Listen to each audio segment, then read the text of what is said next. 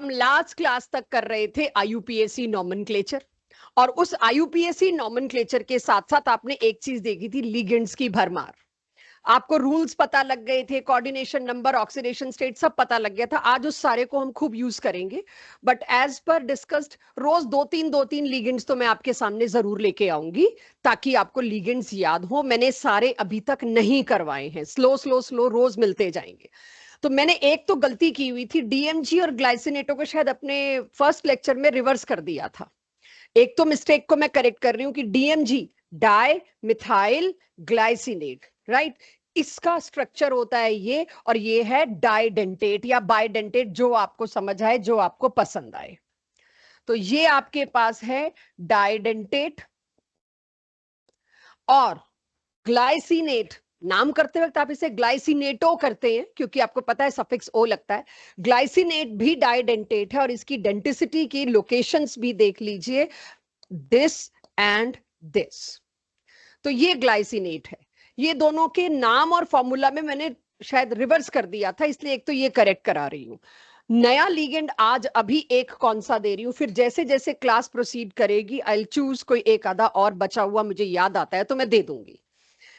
2,4-डाइनाइट्रोफिनाइल hydrazine, ये एक ऐसा कंपाउंड है जिसके बिना भी विनीता से यही बात कर रही थी मैं कि पिछले 30 साल से एक भी जेई का पेपर या नीट का पेपर ऐसा नहीं है जिसमें ये ना आया हो, क्योंकि ऑर्गेनिक में भर भर के आएगा।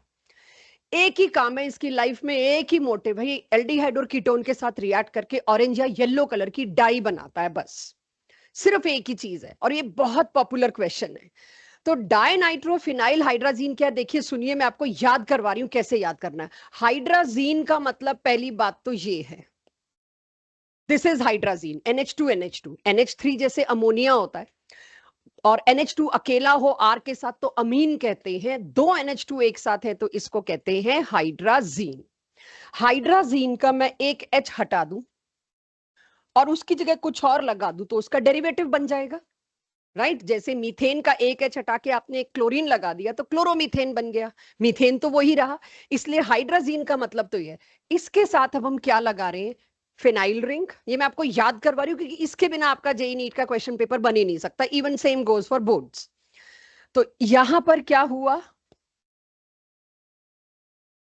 दिस हाइड्राजीन के साथ मैंने फिनाइल लगा दिया तो आधा नाम तो याद हो गया, फिनाइल हाइड्राजीन। उसकी 2 और 4 पोजीशन पे क्या लगे हैं, दो नाइट्रो। अब इसकी 2 पोजीशन, ये तो 1 हो गई क्योंकि मेरे को तो हाइड्राजीन मेन डेरिवेटिव सरनेम जो है फंक्शनल ग्रुप, तो इसका मतलब वही चल रहा है, राइट। हाइड्राजीन, उसके नंबर 2 पे ये ले लूं और 4 पे ये ले लूं। 2 और 4 पे क्या लगाना है मेरे को, नाइट्रो, बस हो गया ये। अब समस्या दूसरी आती है कि ये है क्या, डाइडेंटेट ट्राइडेंटेट क्या है ये, उसको चेक करना है मैंने। तो अगर उसमें आप मेरी हेल्प करें, पहले तो मैं लोकेशन ढूंढूं तो नाइट्रोजन ही चार चार है, तो ये टेट्राडेंटिसिटी की साइड शुरू हो गया आना। बट एक बहुत तगड़ा फिनोमिना हमने पढ़ा हुआ है, रेजोनेंस। बेंजीन रिंग के साथ अगर एक लोन पेयर अटैच किया हुआ है कोई एटम, वो तो रेजोनेंस में पार्टिसिपेट करेगा। सो इसका लोन पेयर अवेलेबल नहीं है डेंटिसिटी के लिए, किसी से भी कोऑर्डिनेट बॉन्ड बनाने के लिए it is not available.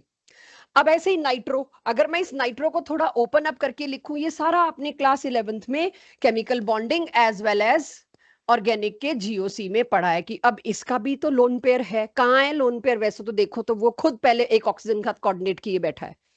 Still हम कुछ सोच भी लें कि क्या पता होता होगा, आप जानते हैं ये तो खुद अपनी रेजोनेंस में इसमें इन्वॉल्व है। रेजोनेंस तो चलो ये बेंजीन रिंग से खींच रहा है, लेकिन on the first take nitrogen पे लोन पेयर नहीं है क्योंकि वो ऑलरेडी ऑक्सीजन से कोऑर्डिनेट किए हुए है। तो यानी ये लोकेशन भी गई, ये लोकेशन भी गई, बची सिर्फ एक लोकेशन, तो ये मोनोडेंटेट हुआ, यूनिडेंटेट या मोनोडेंटेट। तो ये धीरे धीरे एक साथ दूंगी तो आपको पता है लास्ट क्लास में 30-40 थे हमारे पास, एक साथ में घौच पौच होगा। तो रोज दो तीन कोशिश करूंगी लाने की, मेरे ख्याल इसको बचेंगे नहीं, शायद एक या दो ही बचे जो अगली क्लास के लिए रखा हुआ है मैंने। सो ये आपके लिए 2,4-डाइफिनाइल हाइड्राजीन हुआ और डीएमजी और ग्लाइसिनेट हुआ। तो can I close ligands. Last class में क्या चल रहा था, नॉमेनक्लेचर। अब मैं नॉमेनक्लेचर के बारे में कोई और बात अभी आज की क्लास में नहीं करूंगी। यस, एक केस मुझे बताना है लिगेंड का related to nomenclature, that is NO। NO पे क्या क्या चार्जेस होते हैं? एक तो पॉजिटिव और एक जीरो। पॉजिटिव वाले के एंड में EM लगता है, राइट? और जो जीरो चार्ज वाला है न्यूट्रल, उसका नाम क्या होता है? नाइट्रोसिल। और उसमें क्या? SYL, nitrosyl. ठीक है, ये ध्यान रखना। एक केस जो आपको हमें समझाना कहिए, रटाना कहिए, किसी तरह से याद कराना है मुझे, वो है ये वाला केस। ये दो केस पे आप प्लीज, कोई कुछ क्वेश्चन इस पे आए, आप गूगल नहीं करेंगे, आप ये नोट्स की कॉपी खोलेंगे। ये फंसता है, काफी फंसता है। मैंने आपको एक कंपाउंड दे दिया, इस कंपाउंड का IUPAC नॉमेनक्लेचर की बात नहीं कर रही मैं, वो आप कर लोगे। अब मुझे दिक्कत ये कि मेरे को यहाँ शक्ल देख के पता नहीं चल रहा ये NO नेगेटिव है कि NO पॉजिटिव है। मेरा न्यूट्रल, सॉरी, NO न्यूट्रल है, यहाँ पे क्या है? ऐसे और भी केसेस आ सकते, तो उसके लिए मैंने एक एग्जांपल लिया NO वाला। अब इस पूरे में मुझे पता है ये तो 3 पोटेशियम में +3 देंगे, तो इसके ऊपर क्या चार्ज आ जाएगा? -3। आप कोबाल्ट की ऑक्सीडेशन स्टेट निकाल ले चले, X 5 CN है तो क्या हुआ? -5।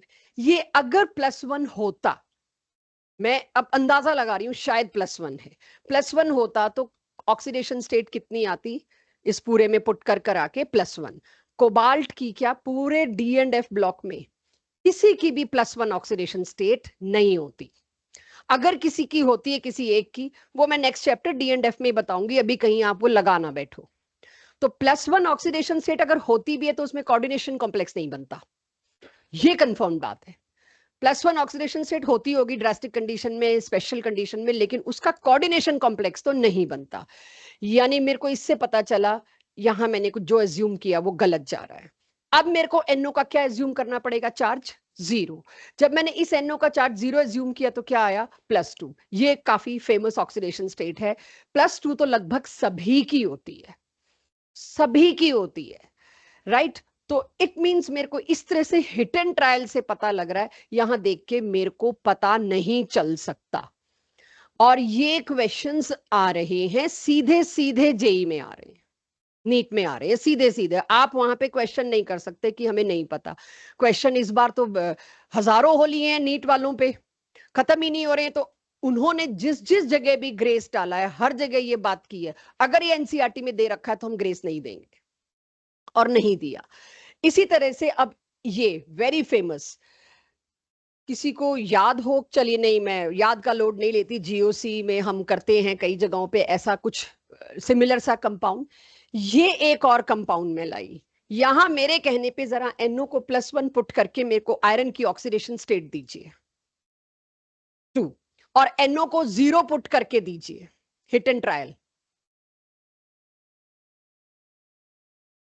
अगर मैं NO को +1 करती हूं तो मेरे पास यहां आयरन की ऑक्सीडेशन स्टेट आ रही है +2, और अगर मैं NO को यहां पर 0 लेके चलती तो ऑक्सीडेशन स्टेट क्या आ रही है? दोनों हैप्पीली पॉसिबल है। फंस गई फिर मैं। ये कहां काम आएगा, कहां इसके बारे में डिटेल पढ़ेंगे? एक नया चैप्टर ऐड हुआ है जेई और नीट में, प्रैक्टिकल केमिस्ट्री।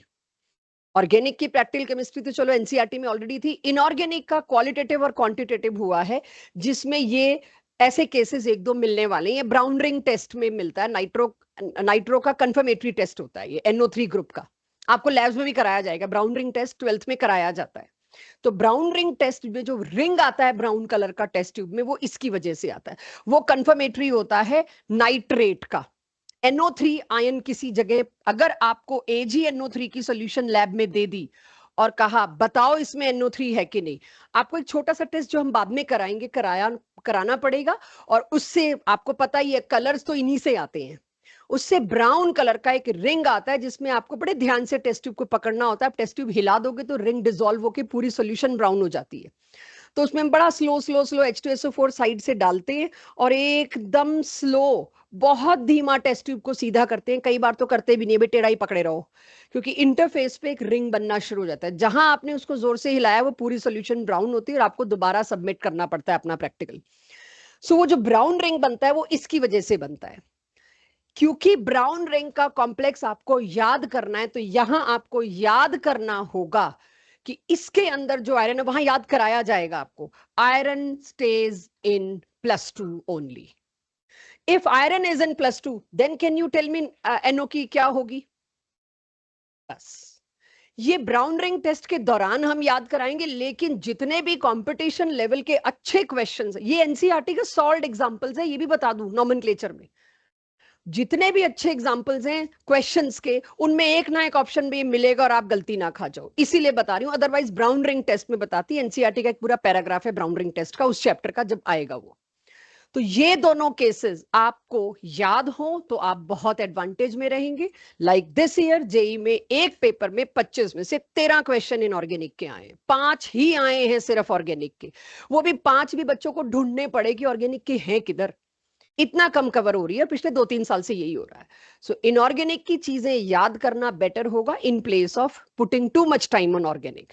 तो क्लियर रहेंगे, एग्जांपल नोटेड रहेंगे, ये कहीं बुक्स में ऐसे एक्सप्लेन नहीं कर रखे, बस किसी एक ऑप्शन में मिल जाता है।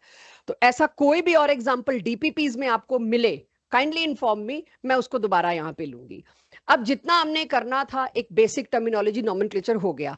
The most interesting and most scoring part of this chapter is now here. इस टॉपिक को मेरा सजेशन है घर जाके दोबारा कभी मत पढ़ना। ये इस तरह का टॉपिक है जो अब हम शुरू करेंगे, जो आपको बिना पढ़े आएगा, और उसके क्वेश्चन क्लास में करना। जब भी घर पे करो सिर्फ क्वेश्चन करना, don't read this topic from any of the book. ये बहुत आसान और बहुत स्कोरिंग टॉपिक है। तो हमने लास्ट जो आपको याद हो थ्योरी पढ़ी थी, वो थी वर्नर थ्योरी। वर्नर थ्योरी की मैंने आपको बताया था कुछ कमियां थी, बट लेटर ऑन हमने ये कहा था कि उसको हम लिस्ट करेंगे सही टाइम पे। तो वर्नर थ्योरी जो हमने छुट्टियों से पहले पढ़ी थी, उसकी कमियां सुनते हैं। भाई एक तो इस बात का वो जवाब नहीं दे पाए, बाकी के मेटल्स क्यों नहीं कॉम्प्लेक्सेस बना रहे मेरे को, क्यों नहीं potassium, sodium, aluminium, magnesium, calcium के कॉम्प्लेक्स मिल रहे। वर्नर थ्योरी के पास कोई जवाब नहीं था कि क्यों सारे डी ब्लॉक के ही मिल रहे हैं। Werner was not able to give any answer of it. आपने जो डेफिनेट ज्योमेट्री अलॉट कर दी कि इसकी तो ऑक्टाहेड्रल है, कैसे कर दी? आपने सारे कोऑर्डिनेशन नंबर 6 की ज्योमेट्री ऑक्टाहेड्रल अलॉट कर दी, कैसे? कोई आंसर नहीं था वर्नर के पास। वर्नर के बाद आई थी वेस्पर, जिसने कहा था 6 की ज्योमेट्री होती है, या आ भी गई हो तो उसने अगर वेस्पर से कोई पॉइंट बोरो किया तो उसको अपनी थ्योरी में मेंशन करना था, नहीं किया। तो he was not able to give any justification why octa, why not any other geometry, कोई आंसर नहीं था। बड़ी आर्बिट्रेरी assumptions बना ली। तीसरी चीज, सारे कोऑर्डिनेशन कॉम्प्लेक्सेस, लगभग काफी सारे कॉम्प्लेक्सेस कलर शो करते हैं, पैरामैग्नेटिज्म शो करते हैं। क्यों? हाथ खड़े कर दिए वर्नर ने, मुझे नहीं पता। ये 3 लिमिटेशन वर्नर की आते ही we need to find our answers with the help of other theory. तो आज वीबीटी 0 से 100 पे जाएगी। All exception cases, all special cases, all limitation we will close today only. Next class में अगली थ्योरी को पकड़ेंगे, that is last theory CFT। तो वर्नर के लिमिटेशन के बाद मेरी जरूरत आ गई, I need a new theory. तो नई थ्योरी की अब हम हेडिंग डालते हैं, that is valence bond theory. आपने +1 में भी वैलेंस बॉन्ड थ्योरी पढ़ी है, उसका यहाँ पे कोई खास लेना देना नहीं। तो ये मत सोचना हमें +1 की वीबीटी नहीं आती हम क्या करेंगे, नहीं, आपको यहाँ 0 से बताया जाएगा, आपको सोचना भी नहीं है +1 की वीबीटी के बारे में। तो अब जो नई थ्योरी मैं आपको पढ़ाने जा रही हूं, that is valence bond theory. इस थ्योरी के पोस्टुलेट्स कोई पूछे, आई डोंट थिंक कि ये कभी मैंने पिछले 15-20 साल में देखा है, बट आपके पास पोस्टुलेट्स होने चाहिए कहीं ना कहीं। कभी भी कोई आपसे पूछ सकता है, तो आपके पास कुछ पॉइंट्स हो।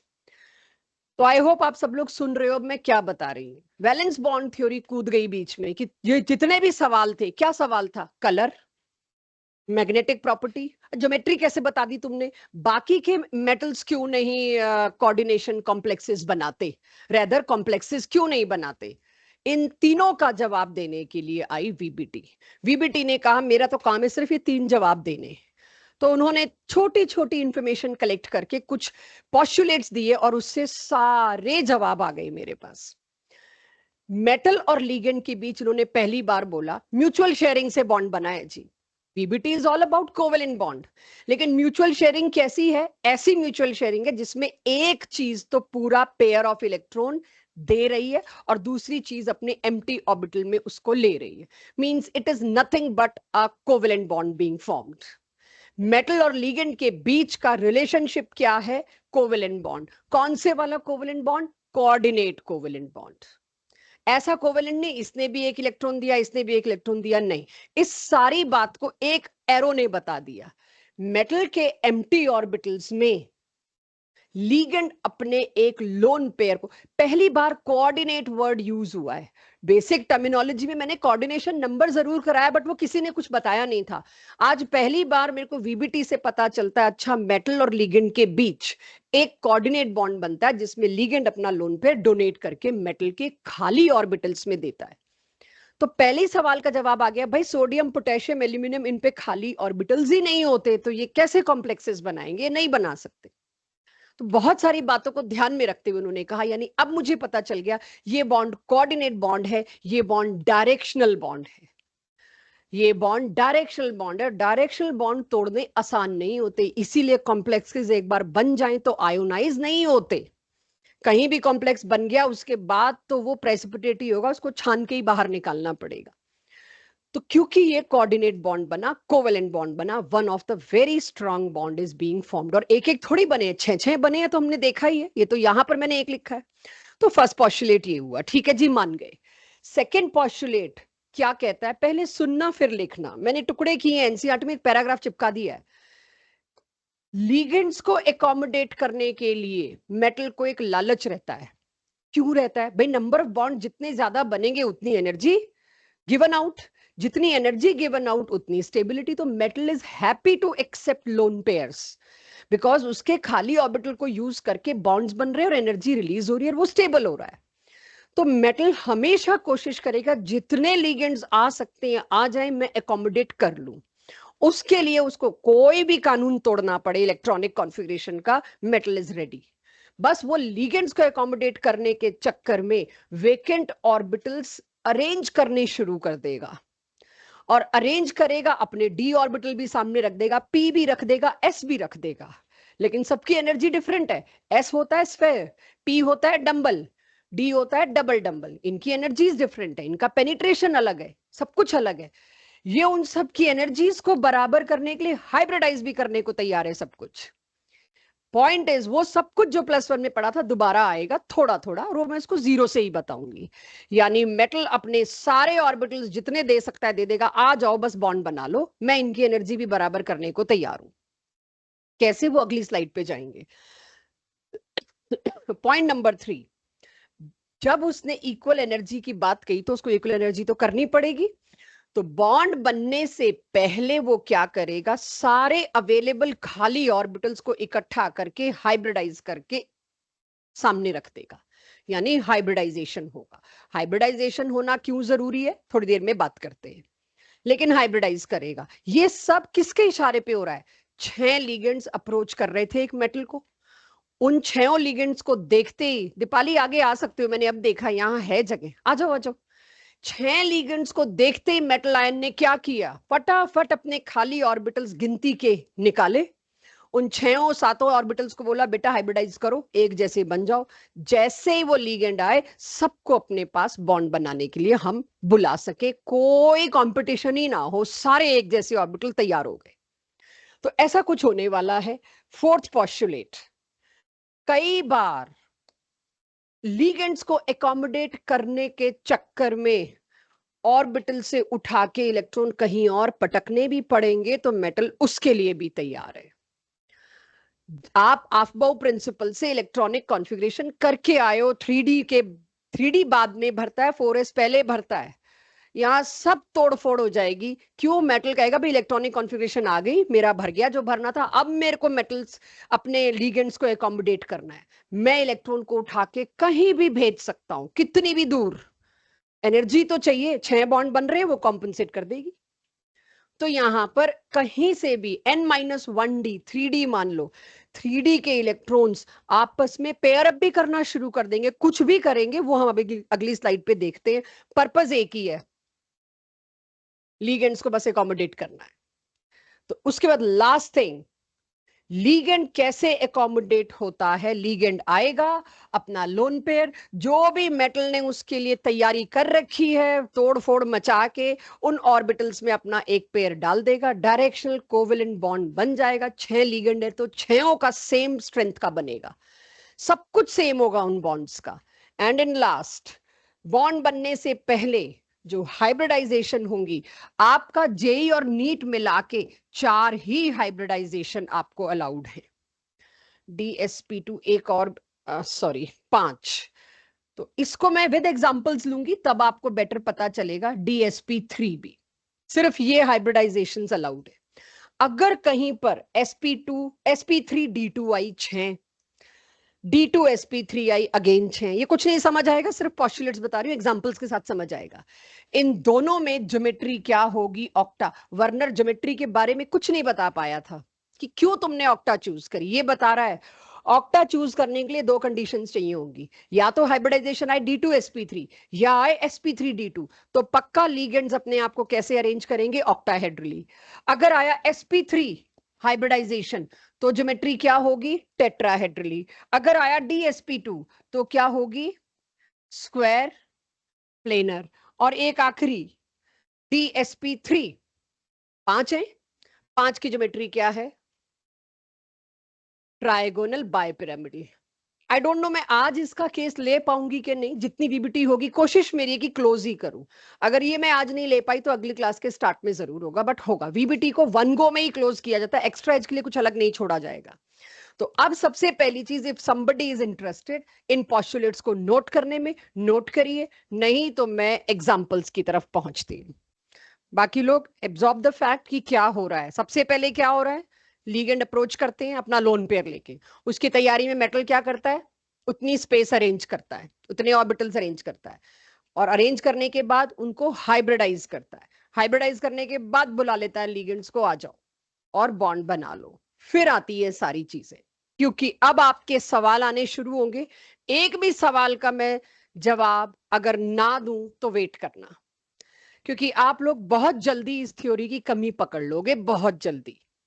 वो कमी जल्दी नहीं पकड़नी, थ्योरी खत्म होने के बाद पकड़नी है मेरे को। पहले ही मैंने बता दी है बहुत बड़ी कमी है, तो आप इसके क्वेश्चंस नहीं कर पाएंगे। So if I am going to say for anything कि इसको बाद में डिस्कस करेंगे, तो प्लीज उसको कोऑपरेट कर लेना, पहले डिस्कस करके थ्योरी खराब हो जाएगी। अब सबसे पहली बात, इतने लंबे चौड़े आपने मेरे को पॉस्टुलेट्स दे दिए, 7वां पॉस्टुलेट एंड में लिखवाऊंगी, पहले इतना समझा लूं क्या मतलब है इसका, इसको समझते हैं। वीबीटी को कहा गया आप इसकी बॉन्डिंग एक्सप्लेन करने की कोशिश करिए, आप इसका कलर एक्सप्लेन करने की कोशिश करिए, आप इसका मैग्नेटिक बिहेवियर एक्सप्लेन करने की कोशिश करिए, एज वेल एज इसकी ज्योमेट्री। 3 चीजों के जवाब दे दिया तो वीबीटी कामयाब है। तो वीबीटी ने कहा कि लेट्स ट्राई कि हमारे पॉस्टुलेट कैसे एक एक बात को ओपन अप करते हैं। सबसे पहले सेंट्रल मेटल एटम पहचानिए, क्रोमियम। क्रोमियम का एटॉमिक नंबर 25। आपको स्कैंडियम से लेके जिंक तक के एटॉमिक नंबर अगर याद हो जाएं इस चैप्टर में, it is going to be beneficial for us. तो क्रोमियम का 25 है, जहां मुझे पता 25 है कि 24 है? हाँ, मेरे ख्याल क्रोमियम का एटॉमिक नंबर 24 होगा, राइट। It is 24। और 24 है तो इसकी ग्राउंड स्टेट में कॉन्फ़िगरेशन क्या होती है? ग्राउंड क्या, नॉर्मल अगर मैं बोलूं आफ्बाउ के हिसाब से, तो 3d4 4s2। बट हम जानते हैं 3d4 एक इलेक्ट्रॉन बोरो कर लेगा 4s से, ताकि वो 3d5 बन जाए। तो मैंने सीधे लिख दी ग्राउंड स्टेट इलेक्ट्रॉनिक कॉन्फ़िगरेशन जो इसकी होनी चाहिए। बट यहां पर क्रोमियम एज क्रोमियम नहीं है, क्रोमियम की ऑक्सीडेशन स्टेट चाहिए। वीबीटी का पहला स्टेप होगा आपको ऑक्सीडेशन स्टेट आती हो, तभी मैंने लास्ट क्लास में कहा था ऑक्सीडेशन स्टेट नहीं आती तो वीबीटी छोड़ देना। तो क्रोमियम +3 जब मैंने इसमें निकाल लिया, इसकी ऑक्सीडेशन स्टेट +3 का मतलब क्या है? इसके 3 इलेक्ट्रॉन इसकी प्राइमरी वैलेंसी के साथ कहीं निपटे हुए, लगे हुए। तो अब मुझे वो प्राइमरी वैलेंसी यानी कि काउंटर आयन का तो करना ही कुछ नहीं है, वो तो अब मेरे कोर्स से ही बाहर चला गया।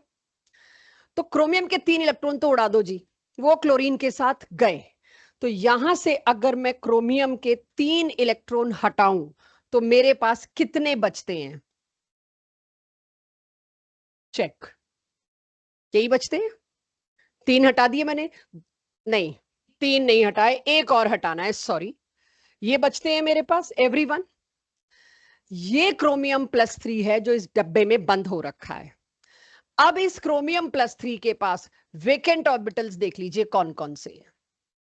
इनको बनाने में आप आलस नहीं करेंगे, ये तो आपको बनाने पड़ेंगे खाली ऑर्बिटल। जैसे ही 6 अमोनिया इसको अटैक करने आते हैं, under the influence of 6 ammonia, this chromium will try to मतलब एक तरह से अपने आप ऑर्बिटल्स अरेंज करेगा टू एकोमोडेट देम। तो ऑर्बिटल अरेंज करने में 6, अब आप सोचिए 6 ऑर्बिटल तो किसी एक उसमें नहीं है। डी में भी अगर आप देखो तो 5 है, एफ तक तो मैं खैर पहुंची ही नहीं। कितने? इसने कहा ये 6 लो, आ जाओ। लेकिन इन 6 को लेने में सबसे बड़ी प्रॉब्लम, 2 तो क्या है डबल डंबल, एक क्या है स्फेरिकल, और 3 क्या है डंबल। काहे कि इनकी ज्योमेट्री बन पाएगी? डी, एस और पी तीनों अगर होंगे तो इनकी आइडेंटिकल सेम स्ट्रेंथ का बॉन्ड तो बन नहीं पाएगा। और एक पॉस्टुलेट मैंने जरूर लिखवाया, 5वां या 6ठा, जितने भी बॉन्ड बनते हैं सारे इक्वल स्ट्रेंथ के बनते हैं। तो एस के साथ ओवरलैप, पी के साथ ओवरलैप और डी के साथ ओवरलैप अगर अमोनिया का होगा वो सेम तो नहीं होगा, तो इक्वल स्ट्रेंथ के तो नहीं होंगे। जब नेचर में देखा गया इक्वल स्ट्रेंथ के, तो इन्होंने क्या किया, 6 अमोनिया के इन्फ्लुएंस में क्रोमियम ने अपने ऑर्बिटल्स काट दिए। 3 तो ये रहे, तुम तो हो जाओ अलग, तुम किसी में पार्टिसिपेट नहीं कर रहे, राइट। इन 3 को तो अलग कर दिया, 6 को एक साथ लिखा। तो अभी तक आप 6 ऑर्बिटल एक साथ देखते नहीं थे, 1 2 3 4 5 6। ये 6 कौन कौन से हैं? हाइब्रिडाइजेशन कौन सी? D2sp3। तो इसके ऊपर मैं लिख सकती हूं ये 6 हुए D2sp3, all 6 are identical hybridised. इन्होंने अपनी एनर्जी, अपना ज्योमेट्री सब मर्ज करके एक आइडेंटिकल ज्योमेट्री बना ली 6 ने। बाकी के अलग, लिखो ही मत। अब आप बच सकते हो इसको लिखने में, अब जरूरत नहीं है 4D लिखने की, क्योंकि ये मेरे लिए अब किसी काम का नहीं रहा। 6 अमोनिया को देखने के बाद उसकी अप्रोच से क्रोमियम ने ये चेंज किया अपने अंदर हाइब्रिडाइजेशन के नाम पे। अब ये 6 अमोनिया यहां पर आएंगे और आपको अपनी बोर्ड की कॉपी में ऐसे ही दिखाना पड़ेगा और नीचे लिखना पड़ेगा 1 cross indicate 1 NH3। 6 cross indicate करते हैं 6 NH3। और छठा पॉस्टुलेट शायद मैंने आपको लिखवाया है कि अगर हाइब्रिडाइजेशन हुई D2sp3, तो फर्स्ट लिमिटेशन वर्नर की थी, ज्योमेट्री कैसे फिक्स कर दी तुमने, मैं बता रही हूं। इसकी ज्योमेट्री क्या होगी, 6 माने ऑक्टाहेड्रल। मैं ऑक्टा लिख रही हूं, आप मत ऑक्टा लिखना, आप पूरा ऑक्टाहेड्रल लिखेंगे। क्या इसके पास, क्रोमियम के इस कॉम्प्लेक्स के पास अनपेड इलेक्ट्रॉन्स हैं? कितने? जहां अनपेड इलेक्ट्रॉन है वो विजिबल रीजन से, यानी सनलाइट, व्हाइट लाइट, जो भी लाइट आप देते हो उसकी लाइट एब्जॉर्ब करके एक्साइट होके आगे जा सकते हैं। आगे जाएंगे, वापस लौटेंगे और कॉम्प्लीमेंट्री कलर आपको दिखाई देगा। कलर के लिए सिर्फ एक चीज चाहिए, अनपेड इलेक्ट्रॉन। ऑफ कोर्स उस अनपेड इलेक्ट्रॉन को एक्साइट करने की एनर्जी भी आपकी आंखों की रेंज वाली हो, विजिबल रीजन वाली हो। यहां दोनों चीजें मिल गई, अनपेड इलेक्ट्रॉन भी थे, प्लस जो एनर्जी इसको एक्साइट करके ऊपर भेजने और वापस लाने में लगनी है वो आपकी विजिबल रीजन से मैच कर गया, तो आपको इसके रंग दिखाई दे रहे हैं। तो ऑक्टाहेड्रल के बाद मैंने क्या बताया, 3 अनपेयर्ड इलेक्ट्रॉन। 3 अनपेयर्ड इलेक्ट्रॉन है, मतलब ये कलर दिखाएगा। कौन सा कलर दिखाएगा ये जवाब नहीं दे पाए, जिसके लिए CFT आई। CFT जाने ही एक बात के लिए जाती है, कलर के डिटेल्स। VBT इसी में परेशान हुई, आई डोंट नो ये कलर कौन सा दिखाएगा, रेड के ब्लू की ऑरेंज। CFT में हम वेवलेंथ ढूंढ ढूंढ के कलर की स्पेसिफिकेशन तक देंगे, तो CFT तक कलर को थोड़ा सा लेस क्यूरियस रखना, बस कलर दिखाएगा। तीसरी चीज, मैग्नेटिक बिहेवियर। पैरामैग्नेटिज्म की क्या शर्त होती है, बस एक अनपेड आ जाए। 2 अनपेड आए तो मैं क्या कहूंगी, थोड़ा ज्यादा पैरामैग्नेटिक है। 3 आए तो और ज्यादा पैरामैग्नेटिक है। पैरामैग्नेटिज्म होना, इसका पैरामैग्नेटिक होना भी मैंने बता दिया। This is success of VBT। और जो 7वां पॉस्टुलेट मैंने आपको नहीं बताया था वो ये था कि अनपेड इलेक्ट्रॉन्स जो बॉन्डिंग के बाद बच जाते हैं वो रिस्पॉन्सिबल होते हैं कलर और मैग्नेटिक मूवमेंट के लिए। VBT ने मैग्नेटिक मूवमेंट की मैथमेटिकल वैल्यू तक आपको लाके दे दी। क्लास 11th में हम देखते हैं कि अगर एक ही इलेक्ट्रॉन हो, सपोज इलेक्ट्रॉन अनपेड एक ही है, तो इसकी वैल्यू क्या आएगी? √3 1.73। तो आप अक्सर अगर ये याद रख लो तो और बेटर है। एक इलेक्ट्रॉन से जो bore magneton, unit of magnetic moment is 1.73 BM। एक अनपेड इलेक्ट्रॉन है, मतलब इतना मैग्नेटिक मोमेंट है। चाहे आप उस वक्त फॉर्मूला में डाल के निकाल के दो मुझे। तो अब अगर मेरा सवाल है, इसका मैग्नेटिक मोमेंट कैलकुलेट करके दीजिए। 3 + 2 स्क्वायर रूट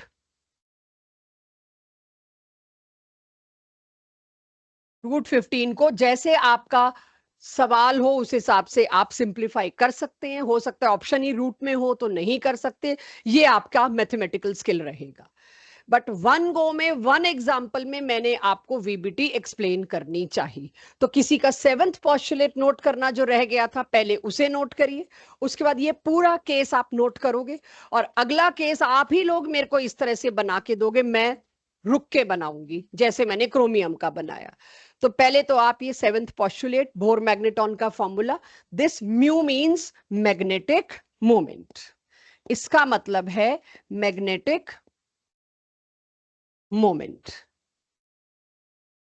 ये लिख लिया हो तो मैं ये एग्जाम्पल जो अब मैंने आपको बताया ये नोट करना जरूरी है, जो अब मैंने आपको कराया, क्योंकि आज की सारी क्लास इन्हीं स्टेप्स पे है। आप सही करते हो कि नहीं? यहां तक पहुंच गए हम? करूं आगे?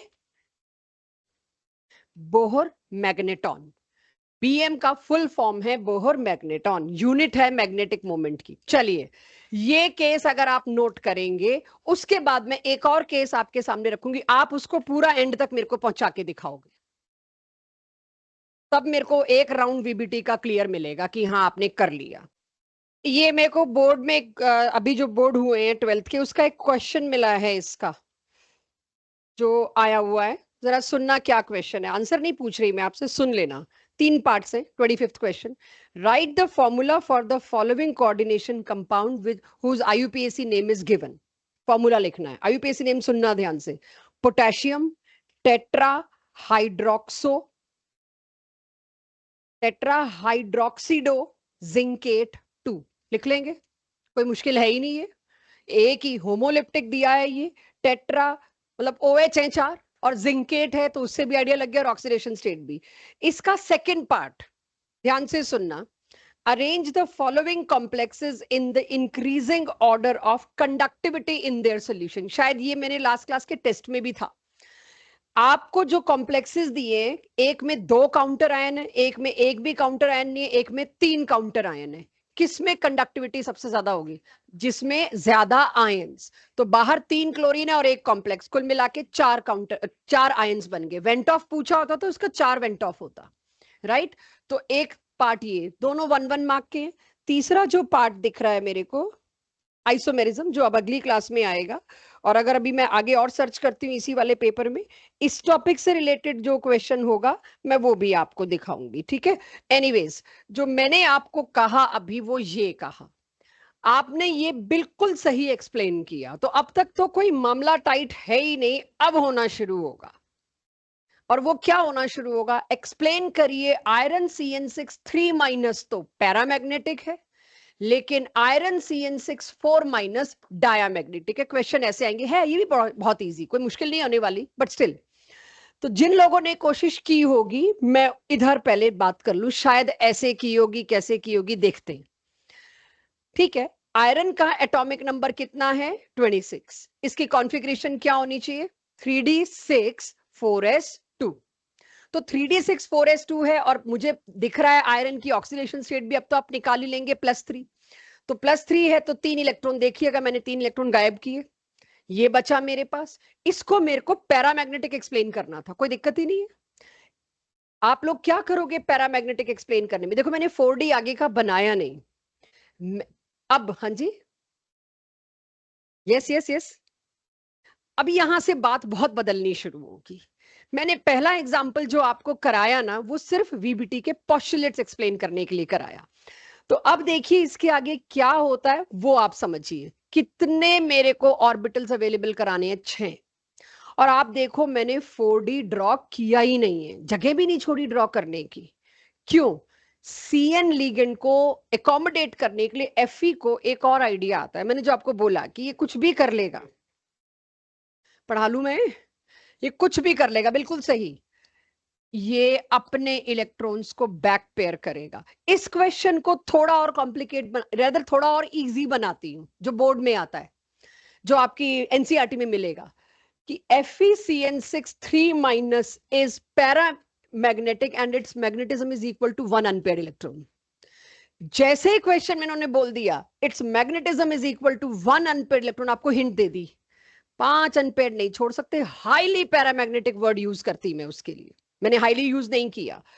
तो अब ये आपके लिए कुछ नया है, जो मैंने कहा था अफबाउ के रूल्स, हुंस या पॉलीज एक्सक्लूजन प्रिंसिपल्स, काफी रूल्स की ऐसी तैसी होगी। आप पढ़ के आए हैं, पहले सिंगली ऑक्यूपाई होना चाहिए, उसके बाद डबली ऑक्यूपाई होना चाहिए, हो गया बस। मुझे अब 6 लिगेंड एकोमोडेट करने हैं, तो मैंने बैक पेयर कराया आयरन ने, एंड चेक क्या हुआ उसकी वजह से। उसकी वजह से अभी आप समझना, अभी नोट करने के चक्कर में मत रहना, क्योंकि अब सारी बातें बदलनी शुरू हो जाएंगी। तो ये बैक पेयर हुए, अब इसके पास एक अनपेयर्ड बचा, इसको बाहर वाले डी की जरूरत ही नहीं है, इसने अंदर का डी इस्तेमाल कर लिया, sp3d2 या d2sp3, दोनों में 6 हैं। तो अब जो हाइब्रिडाइजेशन हुई, अब की हाइब्रिडाइजेशन है d2sp3, पिछले केस में ध्यान दो sp3d2 थी शायद, अच्छा वो भी अंदर वाला ही था, ठीक है ठीक है, अगले में कोशिश कर लेंगे इसकी। तो अभी तक दोनों ही केसेस में अंदर के डी इस्तेमाल हो रहे हैं, अब मैं इसके अंदर क्रॉस बना दूंगी, हो गया मेरे सवालों का जवाब। भाई d2sp3 है, इसीलिए इसकी ज्योमेट्री क्या होगी, ऑक्टा, एक ही अनपेयर्ड इलेक्ट्रॉन है, इसीलिए इसका मैग्नेटिक मोमेंट कितना होगा, 1.73 bore magneton. Colour, yes it will show colour. तो क्वेश्चन अभी कंप्लीट नहीं हुआ, क्वेश्चन का भी एक ही पार्ट हुआ कि आपको क्वेश्चन कहा गया था FeCN6 3- तो पैरामैग्नेटिक है, जबकि FeCN6 4- डायमैग्नेटिक है। डायमैग्नेटिक देते उन्होंने हिंट क्या दे दी, एक भी अनपेयर्ड मत छोड़ना, एक भी अनपेयर्ड मत छोड़ना, सारे पेयर्ड होने चाहिए, नहीं तो तुम डायमैग्नेटिक बता नहीं पाओगे। तो आंसर देके एक्सप्लेन करना पूछ रहे हैं, तो मैं FeCN6 3- को करती हूँ। यहां ऑक्सीडेशन स्टेट क्या आई, यहां शायद +3 आई थी, यहां +2 आई, देखिए +2 में कितने रह जाएंगे, डी में 6, और फिर वही 6 CN एकोमोडेट करने हैं, बैक पेयर हुए। बैक पेयरिंग आप पहली बार देख रहे हो, तभी इस चैप्टर का नाम, इन कंपाउंड्स का नाम कॉम्प्लेक्स है, इसकी बॉन्डिंग उतनी सिंपल नहीं है। तो बैक पेयर करते ही क्या हुआ, बैक पेयर करते ही मेरे पास अंदर के 2 डी फिर अवेलेबल हो गए, इसकी फिर से हाइब्रिडाइजेशन क्या हुई, d2sp3, बट अब की बार ये कलरलेस है और डायमैग्नेटिक है, यानी मेटल की ऑक्सीडेशन स्टेट बदली तो सारी कहानी बदल गई। वहां पे आयरन की +3 थी, यहां पे आयरन की +2 थी, बाकी सारी चीजें सेम होने के बावजूद भी। ये है आपका 1.5 मार्क्स का क्वेश्चन अगर बोर्ड में आता है तो। अब इसे नोट करिए, आगे सारी यही है। जैसे इन केसेस में आप कंफर्टेबल हो जाओगे, मैं वीबीटी की लिमिटेशन ले आऊंगी, यही है वीबीटी, करिए। कोई सवाल हो तो रुक जाना, पूछना मत, मुझे पता है ना क्या सवाल आएगा, उसका जवाब नहीं दूंगी मैं। हो गया अब है, ये समझ आ गया। हाँ, कलर को लेके क्या डाउट हो रहा है, बोलो। अगर एक भी, देखो कलर के लिए मुझे सिर्फ अनपेड इलेक्ट्रॉन चाहिए, अगर अनपेड इलेक्ट्रॉन है तो कलर आएगा, और अगर एक भी अनपेड नहीं है, सारे ही पेड हैं, तो कलरलेस होगा, सिंपल। इसके अलावा वीबीटी आगे गई ही नहीं कलर में, वीबीटी ने मारी कलर में खाई है, इसके आगे हमारे पास सवाल ही नहीं है। वो कहते हैं बस मैं इतना बता सकता हूं कलर है कि नहीं है, कौन सा, कितना, नहीं। ठीक है, आशीष नोट हो गया बच्चे, ये करो, राइट वाले को नोट करो बच्चों। क्या मैं ये कह सकती हूं अब तक जितने भी केसेस लाई में, वो इनर ऑर्बिटल कॉम्प्लेक्सेस थे। इनर वर्ड से मतलब समझ रहे हो, अंदर वाला डी। अगर अंदर वाला डी इस्तेमाल हो रहा है तो ऐसे कॉम्प्लेक्सेस को आप कहते हो इनर ऑर्बिटल कॉम्प्लेक्सेस। 1 मार्कर में ये भी आया हुआ इसी कॉम्प्रिहेंशन क्वेश्चन में, what do you mean by inner orbital complexes, but मैं लिखवाऊंगी प्रॉपर, अभी आप ये ड्रॉ कर लीजिए। जब भी बोर्ड में 2 केसेस को कंपेयर करना आए, अगर आपकी कॉपी अच्छी कॉपीज में आप लाना चाहते हैं, आप ऐसे लाइन खींच के दीजिएगा, चेक करने वाले को बहुत इजी हो जाता है आपके कॉन्सेप्ट को समझना, पर्टिकुलरली इस टाइप के क्वेश्चंस में। सो आई होप सबका नोट हो गया है। पेन जिस किसी का खास चल नहीं रहा है तो मैं, अच्छा ओके, करिए करिए फटाफट। अगला ऐसे ही मैं 2 केसेस आपको दूंगी, आपने फिर मेरे को उसका आंसर लाके देना है। अब तो पता चली गया बैक पेयर करना क्यों जरूरी है, क्योंकि मेरे को जो सवाल पूछा है, जो प्रॉपर्टी पूछी है, बस वो जबरदस्ती एक्सप्लेन करनी है। बैक पेयर करना पड़े तो कर दीजिए, नहीं करना पड़े तो मत करिए। ठीक है, चलिए अगला करते हैं। Explain it. और किसी का पिछला छूट गया तो मैं वापस ले आती हूँ स्लाइड, बाकी लोग इस पे आए। एनीवन, किसी को जाना है पिछली स्लाइड पे या हो जाएगा? हो जाएगा, वैसे तो खुद करने लायक हो गए आप। इसका पैरामैग्नेटिज्म निकल के आया 4 इलेक्ट्रॉन्स के बराबर। How? And rest of the things also I need, colour, geometry, everything. तो ये ग्रोथ बहुत अच्छी थी। हाँ जी, ये वाला हो गया सारी क्लास से। तो D7 4s2 और 3 निकालने इलेक्ट्रॉन्स, तो कितने आएंगे इसके अंदर? 6। अब 6 इलेक्ट्रॉन आ गए, उन्होंने पहले ही कह दिया पैरामैग्नेटिज्म इक्वल टू 4 इलेक्ट्रॉन। इन 4 इलेक्ट्रॉन को हाथ भी नहीं लगाना मैंने, अब ये 4 तो अनपेड छोड़ दिए मैंने। तो मेरे पास हाइब्रिडाइजेशन क्या हुई? sp3d2। Please start writing. It is outer orbital complex. इसमें बाहर वाला डी इस्तेमाल हो रहा है बजाय अंदर वाले डी के इस्तेमाल होने के। क्लियर ये वाला एवरीवन? आगे चलो। अब इनर और आउटर के बारे में कुछ जुगाड़ जो मेरे को ऑब्जेक्टिव में बहुत ज्यादा जरूरी है। इसके ऑब्जेक्टिव क्वेश्चंस में आप काफी कंफ्यूज होने वाले हो, क्या क्या याद कर ले। तो अब मेरे को एक सिस्टम सेट करना है जरा, कि आपसे ये वाले क्वेश्चन कभी गलत ना हो।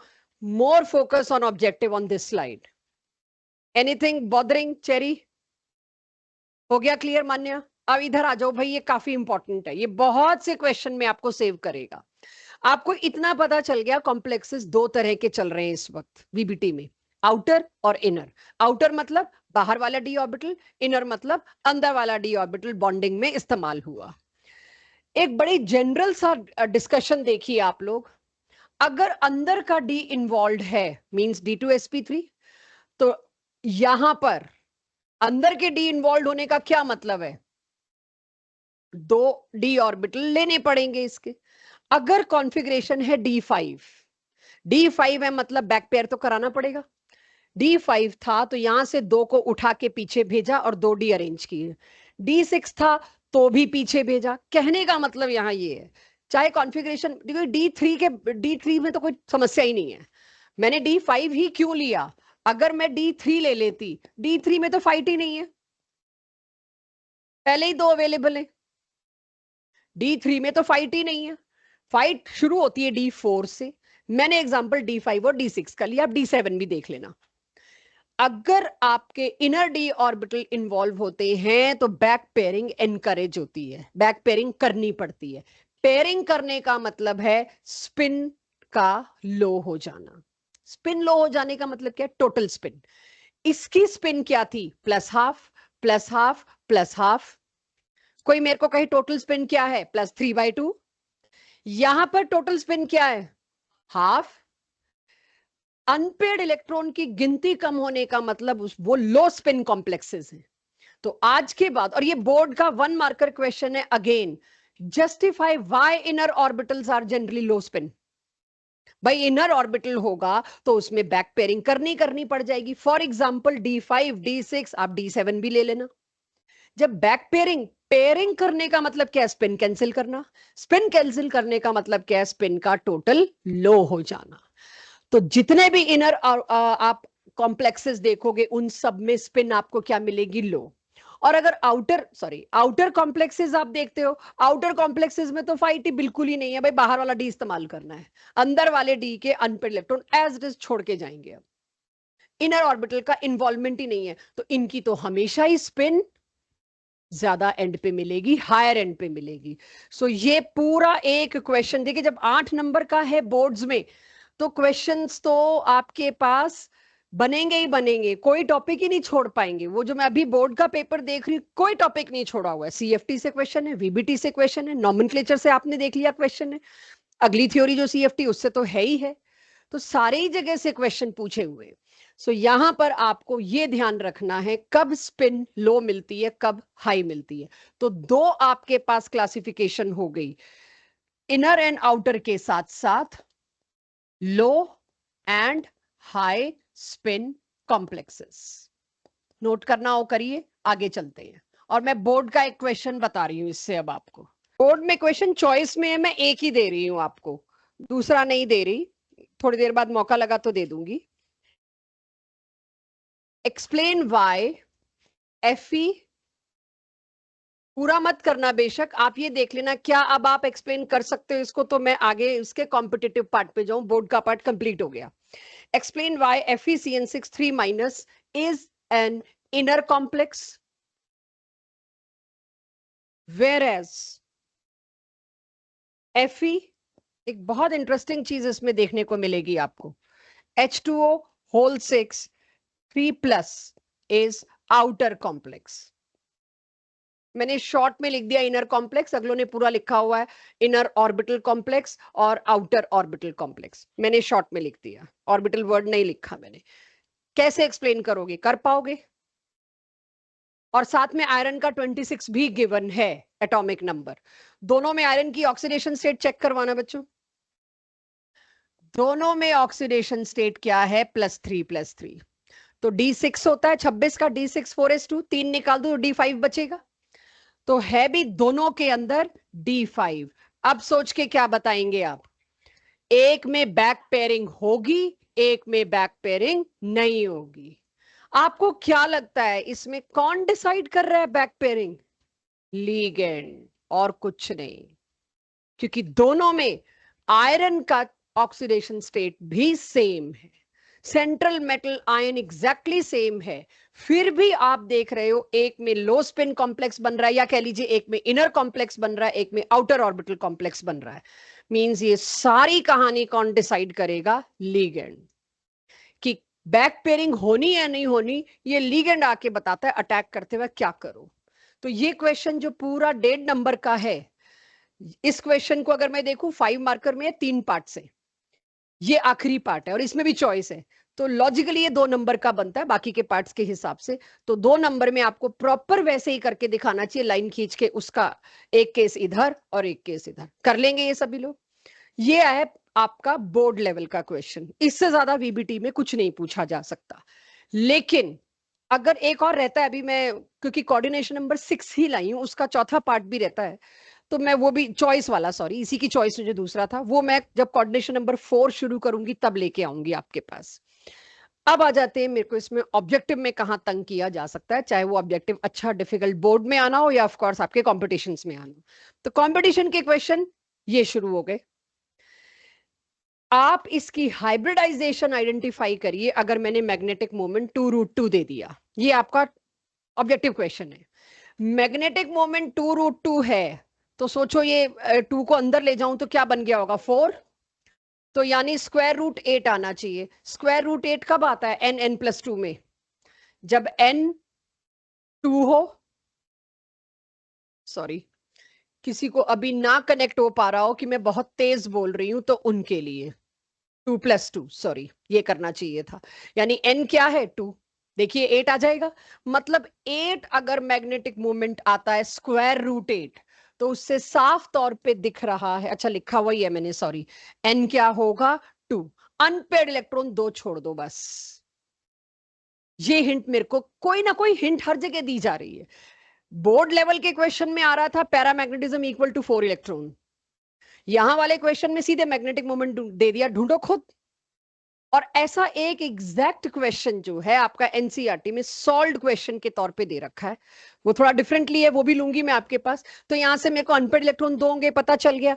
अब मैंगनीज की ऑक्सीडेशन स्टेट मुझे दिख रही है यहां पे बहुत क्लियरली, +3। मैंगनीज का एटॉमिक नंबर क्या होता है? 25। तो D5 4s2, 3D5 4s2, 3 निकालने हैं मेरे को, तो क्या बच जाएगा D4। अब सोचिए अनपेड इलेक्ट्रॉन कितने छोड़ने थे। अब क्या करूं, फंस गई मैं तो। एक को बैक पेयर कर दो, बड़ा सिंपल सा लॉजिक है, मतलब ये तो बहुत आसान कर दिया मेरे लिए काम इन्होंने। एक को आप बैक पेयर कर दो, हाइब्रिडाइजेशन अब आपकी क्या आई। कुछ और भी पूछ लिया होता मैं वो भी बता देती। क्लियर, ये आपका ऑब्जेक्टिव का क्वेश्चन है, जिसको आता हो ना उसके लिए 1 मिनट भी ज्यादा है इस क्वेश्चन को करने के लिए। तो इस टॉपिक की तो जितनी प्रैक्टिस कर लो, श्योर शॉट इसके तो क्वेश्चन आने ही है। कोऑर्डिनेशन का क्वेश्चन किसी से खास मर्ज भी नहीं किया जाता, और इस तरह के क्वेश्चन काफी आ रहे हैं। 4 स्टेटमेंट्स हैं, एक साथ चेक करनी है कौन सी करेक्ट या कौन सी इनकरेक्ट। उसमें एक स्टेटमेंट ऐसी होती है कि हाइब्रिडाइजेशन ऑफ दिस, जिसका मैग्नेटिक मोमेंट इतना इज दिस, ये स्टेटमेंट सही है कि नहीं। ऐसे 4 ऑप्शन होते तो अपने आप लंबा क्वेश्चन बन गया। तो ये क्वेश्चन कर लेंगे आप लोग। Anybody interested to note down, या मैं आगे चलूं? आगे चले, बढ़िया। आंसर दीजिए इसका, और इसमें पेन ना उठाओ तो और बढ़िया मजा आ जाए। अर्जुन करो कोशिश, अन्य करिए, अरीवा आप भी। पेन ना उठाना पड़े तो और मजा आ जाए। sp3d2 यानी हाई स्पिन, हाई स्पिन। तो आ जाए तो आपके लिए 1 मिनट भी नहीं है, कोई जरूरत भी नहीं है इनको नोट करने की, सारे डीपीपी में क्वेश्चंस। लेकिन आपको, हाँ जी, D2 sp3 की sp3d2। यार हाई स्पिन से ही मेरे को तो हिंट मिल गई। हाई स्पिन सबसे, मैंने एक जुगाड़ जो तुमको बता के चली हूं ना, इनमें देर लगनी नहीं चाहिए। हाई स्पिन का मतलब क्या है? बैक पेयरिंग नहीं हुई। बैक पेयरिंग नहीं हुई मतलब बाहर वाले डी इस्तेमाल हुए। बाहर वाले डी इस्तेमाल हुए तो क्या होगी हाइब्रिडाइजेशन? बेटा खाली पड़ा है, कितने खाली, ये भी तो देखो ना। हाई स्पिन का क्या मतलब है? इलेक्ट्रॉन अनपेयर्ड छोड़ो, खाली पड़ेगा मतलब थोड़ी कि इस्तेमाल करना ही करना है। अच्छा, चलो करते हैं भाई। ये बोर्ड के पेपर का भी तो यही क्वेश्चन था, एफई वाला। फिर भी Fe2+ है। Fe2+ का मतलब क्या है? सीधा लिख दू, डब्बे ना बनाऊं। 3D6 4s0, 2 निकाल दिए उससे। 3D6 में कौन सा खाली पड़ा है? वो तो पता ही था गलत कर दी, वो तो गलती दिखानी, थोड़ा सा एम्बेरस करना था, और तो क्या है। कोऑर्डिनेशन नंबर 4, देखो मेरी जरूरत है बताने की, चेक।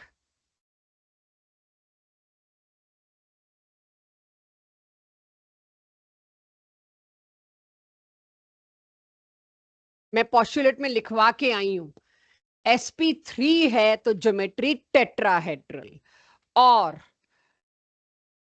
अगर dsp2 है तो ज्योमेट्री है स्क्वायर प्लेनर। देखो, लिखो, उतारो, सब करो। अब तुम इस लायक हो गए हो कि इसको कंप्लीट कर सकते हो।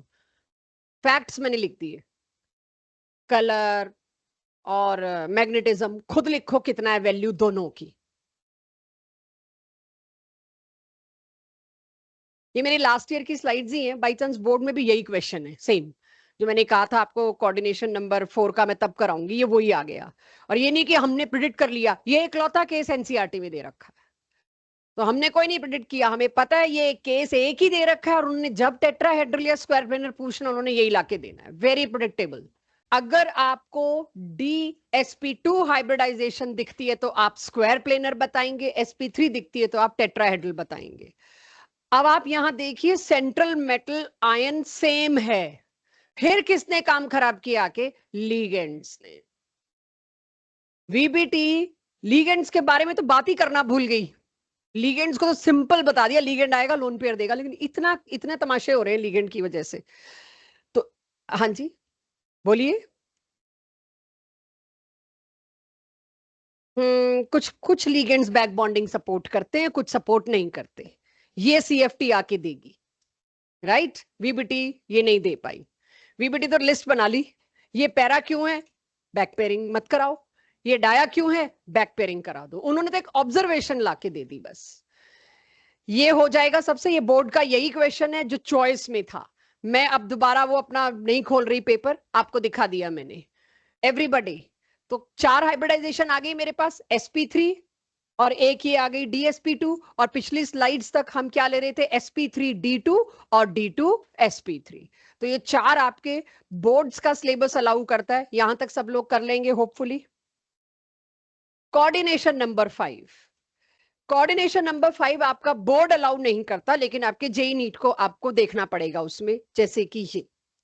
अब इसको मैंने जब दिया, आपके पास याद हो लास्ट क्लास में मैंने कहा था सेंट्रल मेटल आयन के बजाय सेंट्रल मेटल एटम भी हो सकता है, complexes can be neutral also.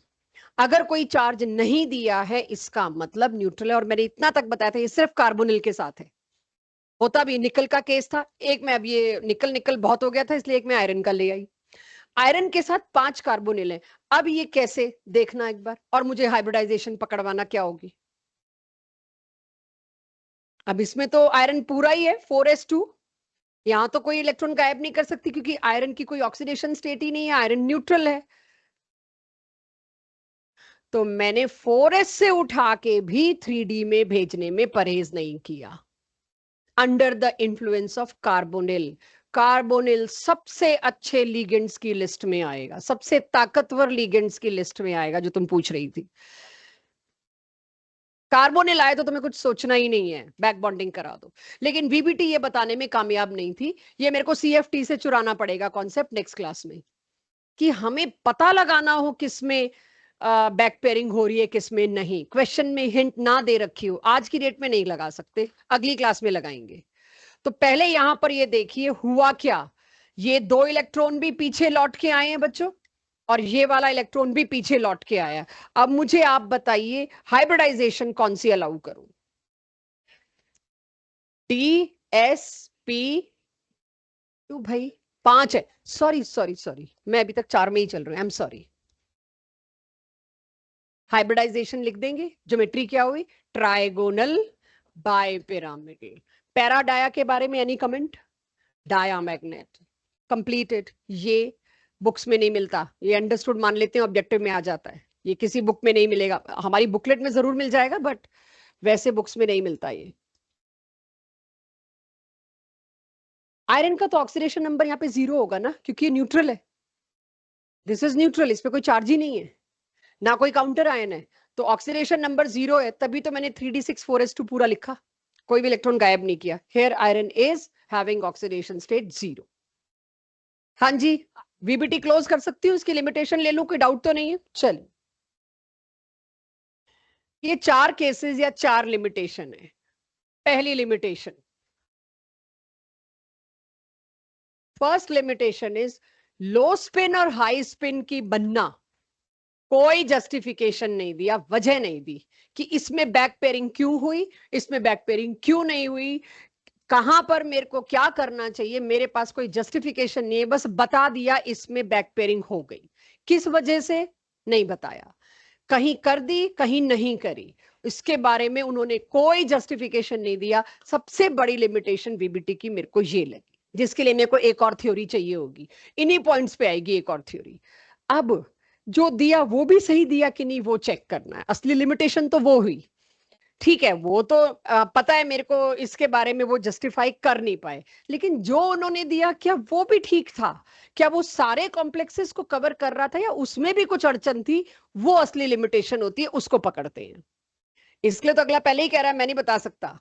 अब एक कॉम्प्लेक्स आता है मेरे पास, ये आपको ऑब्जेक्टिव्स के लिए याद करना पड़ेगा, इसमें कोई चोर रास्ता नहीं मिलेगा अगली क्लास में भी, कि सीएफटी के बाद तो हमें जुगाड़ मिल जाएंगे, नहीं मिलेगा। इसके अंदर कॉपर के साथ मैंने अमोनिया लगाया और ये 2+, और आपको मैं बता रही हूं एक्सप्लेन करो वीबीटी के अंदर रहते रहते, अगली थ्योरी नहीं इस्तेमाल कर सकते आप, क्योंकि अगली थ्योरी ने तो इन सबको ही सॉल्व कर दिया प्रॉब्लम्स को। तो क्वेश्चन आपको मिलता है according to VBT assertion reason में, मल्टीपल चॉइस में या किसी में भी लिखा होता है अकॉर्डिंग टू वीबीटी, उसके हिसाब से तुम्हें ऑप्शन सही चूज करना है। तो इसकी ज्योमेट्री स्क्वायर प्लेनर एक्सप्लेन करनी है, और स्क्वायर प्लेनर एक्सप्लेन करने के लिए क्या हाइब्रिडाइजेशन लेनी पड़ेगी, DsP2। तो मुझे कहा गया भाई वीबीटी तुमने पढ़ा ली, अब इसको एक्सप्लेन करो, नेचर में इसकी स्क्वायर प्लेनर मिली है, करते हैं कोशिश, क्या प्रॉब्लम है, लो जी करी कोशिश मैंने। ये है कॉपर 2+, चेक कर लो मैंने गलती तो नहीं करी। 3d10 4s1 होता है, कॉपर की बात करूं, 2 इलेक्ट्रॉन निकालना, एक यहां से निकाल दिया, आई थिंक एक यहां से निकाल दिया, चेक। क्या करूं मैं डी अवेलेबल कराने के लिए? अगर स्क्वायर प्लेनर है तो DsP2 तो चाहिए ही चाहिए। अब तो नहीं पीछे भेज सकती इसको, 4s में डाल दूं तो सर मेरे को तो s भी चाहिए, एंड वाले p में डाल दो तो अब मेरे बच्चे को बोल तो नहीं सकती, पर चाचा जी लगे हैं यहाँ पे कि p में डाल दो। बीबीटी ने कहीं ये मेंशन किया है वहां पे कि भाई तुम किधर पहुंचा रहे हो, कितनी आगे पहुंचा रहे हो? VBT fail to explain this thing. मतलब जब क्वेश्चन पूछा गया तो उन्होंने भी वही किया जो आपने अभी किया। और ये किताबों में ऐसे ही मिलेगा लिखा हुआ, इसको यहां जंप करा दिया। तो एक तरह से बिना जस्टिफिकेशन के ही तो हो रहा है। आप हमें पहले बताओ ना किन किन केसेस में पी में जा सकता है, किन किन केसेस में नहीं जा सकता। There has to be some formula, some rule which you missed. जैसे ही प्रॉब्लम आई, अच्छा चलो इसको वहां डाल दो, ये कोई घर की खेती थोड़ी चल रही है, किसी को कहीं भी कर दो। ये एक लिमिटेशन में काउंट किया गया कि अगर आप स्क्वायर प्लेनर बताने चले इसको, आपको एक इलेक्ट्रॉन कितने हाई लेवल पे एक्साइट करके भेजना है। 1 electron from 3D is jumped to not 4s 4p खाली होते हुए। ठीक है, स्क्वायर प्लेनर एक्सप्लेन कर दिया, बट पैरामैग्नेटिक, अब तो खैर मैं कह ही दूंगी ये पैरामैग्नेटिक है, वो तो पैरामैग्नेटिक तो वैसे ही लिख दिया मैंने। इस तरह के एक नहीं कई केसेस पकड़े गए जिसमें आप उसकी ज्योमेट्री एक्सप्लेन करने चलो, नेचर से ज्योमेट्री आ गई, वो एक फैक्ट है, आप ये नहीं कह सकते क्या पता इसकी स्क्वायर प्लेनर ना हो, वो तो फोटो खींच के दे दी। स्क्वायर प्लेनर है, अब करो एक्सप्लेन अपनी थ्योरी से। तो उन्होंने ये एक्सप्लेनेशन दिया कि एक कॉपर इधर जंप कर, कॉपर का एक इलेक्ट्रॉन इधर जंप करके चला गया होगा। दिस इज नॉट वेरीफाइड ना एक तरह से। पहले उन्होंने इस बात को नहीं लिस्ट में दिया कि किस किस के इलेक्ट्रॉन कहां चले जाएंगे। तो इस तरह के कुछ केसेस आपको याद रखने पड़ेंगे, आप इनसे बच नहीं सकते। करिए इसको, फिर मैं तीसरा दिखाती हूं ऐसा एक और। कुछ भी करेगा जी, बिल्कुल। ये कुछ भी तो हो रहा है, और क्या हो रहा है, इसी के लिए तो बोली थी ये लाइन कि वीबीटी ने तो कह दिया कुछ भी करवा दो बस। यस, दूसरी थ्योरी इसी के लिए है। आप वीबीटी की एक कमी की वजह से उसकी बाकी चीजों को नहीं डिस्क्वालीफाई कर सकते। वीबीटी ने मेरे को बहुत इंफॉर्मेशन दे दी, मैग्नेटिक प्रॉपर्टीज, कलर का होना ना होना, ज्योमेट्री यही वाली क्यों, बहुत कुछ दे दिया। एक ही पॉइंट है, जो भी लिमिटेशन है, एक तो नहीं, ये सारे हैं।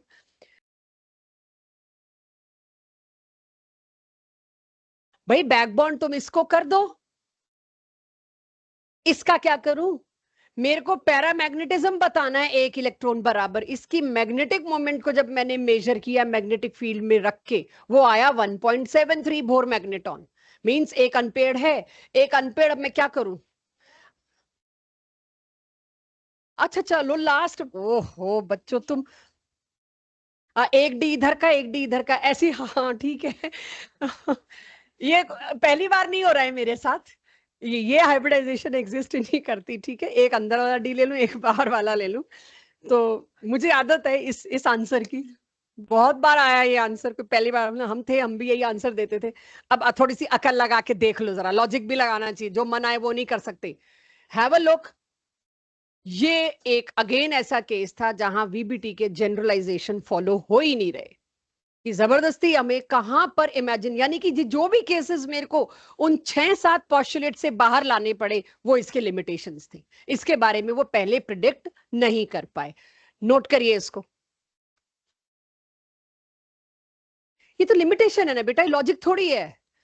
इस केस को वो ले नहीं पाया, जबरदस्ती ये लाइन में नहीं जोड़ सकती कि इसमें लॉजिक है कि नहीं। ये वो केस है जिसके लिए वीबीटी लॉजिक नहीं दे पाई, कि अब हम तो अंडरस्टैंड करवा रहे हैं कि गड़बड़ क्या हुई, तो यानी कि VBT is not holding good here, why I need another theory, वो बात हो रही है यहाँ पे। ठीक है, वीबीटी इसी का तो लॉजिक नहीं दे पाई कि कैसे आप इतनी आगे तक कुदा सकते हो। उसके पास लॉजिक नहीं था, इसलिए सरेंडर हो गया, भाई हमें इतना ही आता है, हमने इतना ही करना था। 100 में से 80 केस कर दिए, 20 केस के लिए हम दूसरी थ्योरी उठा के लाएंगे। +3 होना चाहिए, अच्छा राइट, ये कुछ और ये कुछ।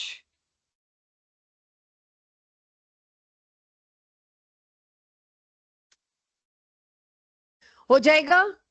आखिरी एक मैंने अपनी तरफ से लिख दिया है, वो लिमिटेशन नहीं है, बट आपको दिखाना चाह रही हूं। पहले तो ये वाला केस नोट कर लीजिए। ये मेरे को बहुत ढूंढ ढूंढ के लाने पड़े हैं केसेस। बहुत बड़े बड़े टेबल्स मिलेंगे आपको बुकलेट में, 50-50 कॉम्प्लेक्स की लिस्ट। आपसे खुद ढूंढने में मिस होगा। 50-60 कॉम्प्लेक्सेस की लिस्ट मैंने तो बुकलेट में डाल दी, 3 पेज का टेबल है, आप एक एक को याद नहीं रखेगी। वहां से मैं ये केस पहले ही उठा के ले आई जो आपको ध्यान देने हैं, बाकी नहीं देने, बाकियों में सब फिट होगा जैसे अभी तक आप करते आ रहे हो। तो एक आखिरी केस मेरे पास बचता है, इसको वीबीटी की लिमिटेशन मानिए क्या मानिए, ये भी थोड़ा तो डिफरेंट है कि मैं एस से उठा के डी में हालांकि हमने कर लिया ये केस, कर लिया, लेकिन अगर आप पूरी वीबीटी पढ़ें तो उसमें आपको ये बताया गया कि डी में ही बैक पेयर हो रहा है, नहीं हो रहा, लेकिन एस से लाके डी में डालना ये भी तो इकलौते एक ही केस में मिला, अनयूजुअल था। तो जो भी चीज अनयूजुअल थी, लिस्ट में नहीं थी, उसको मैंने कह दिया यहां पर। Again I am telling you, this may not be a limitation but this is something special. कि आपको एसर्शन रीजन या मल्टीपल करेक्ट में या कुछ स्टेटमेंट्स वाले क्वेश्चन में ऐसा मिल जाए, क्या एस से भी बैक पेयर होके 3D में जा सकता है, आपको पता तो हो इकलौता केस है। तो मुझे कहीं किसी बहाने से लिस्ट करना था। It is not limitation but it is unusual, not mention in VBT. कर लिया हमने, पहले तो हमें यूजुअल लग रहा है, भी किया तो था, लेकिन क्या किया था, एस से उठा के डी में, किसी भी और केस में नहीं मिला, सिर्फ इसी में मिला, एस से भी उठा के डी में लेके जा रहे हैं। तो अगेन ये यूजुअल चीजों से अलग था। Noted everybody? हाँ जी। हाँ मतलब कार्बोनिल वाले, यस, कार्बोनिल वालों में मैंने Fe की बजाय क्रोमियम ले आई, लेकिन हुई गड़बड़। ठीक है, हो गई सबके पास। यहां पे मेरी वीबीटी होती है खत्म विद लिमिटेशंस। किसमें, सॉरी? यस, यस, ज्यादातर देखो तो इनर वालों में गड़बड़ हुई है, बट इसमें तो ऊपर वाले में तो मैं क्या ही बोलूं, ये तो चलो अलग है। इसमें तो इनर आउटर वाला सीन ही नहीं होता ना टेट्रा, और इसमें इनर और आउटर तो होता ही ऑक्टाहेड्रल में है, डी वालों में होता है। तो एक केस आ गया, हाँ ठीक है, आ गया। लिमिटेशन ऑफ वीबीटी क्लियर हो गई सबको? तो ये मेरे पास थी वीबीटी जो मैंने आपको आज करानी थी। अब इस वैलेंस बॉन्ड थ्योरी की लिमिटेशंस आपको रटी हो, ये मेरी कोशिश थी, लिखी हुई हो। आज के डिस्कशन में हम कहां पहुंचे हैं कि एक थ्योरी आई जिसने वर्नर से कुछ बेटर हमको लाके दिया, दूसरी थ्योरी आई जो हमें दे तो रही है जो भी आईवीबीटी, बट इसमें भी अभी बहुत से सवाल रह गए। तो यहां के दो मेजर सवाल उठेंगे अगली क्लास में जो नेक्स्ट थ्योरी सीएफटी में जाएंगे। एक तो कलर को लेके, कौन सा कलर, राइट, वायलेट आएगा, ब्लू आएगा, ग्रीन आएगा, येलो आएगा, कौन सा कलर आएगा, तो कलर की बहुत डिटेलिंग दी। और बाकी जितनी भी गड़बड़ें थी इसकी, उन सारी गड़बड़ों का एक लाइन में सोल्यूशन दे दिया।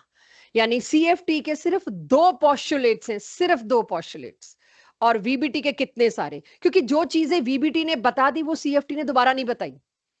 वीबीटी ज्योमेट्री बता दिया, मैग्नेटिक मोमेंट बहुत क्लियर वैल्यू के साथ बता दिया, इन दोनों को सीएफटी बात भी नहीं करेगी। Why to discover wheel again and again, दोबारा दोबारा थोड़ी मेरे को एक ही डिस्कवरी करनी है। तो इसीलिए आज की डेट में भी ज्योमेट्री और इसको मैग्नेटिक मोमेंट को लेके वीबीटी ही फॉलो की जाती है। और सिर्फ सीएफटी की जरूरत कहां पड़ी, वो केसेस जो मेरे से वीबीटी से नहीं हैंडल हो पाए। तो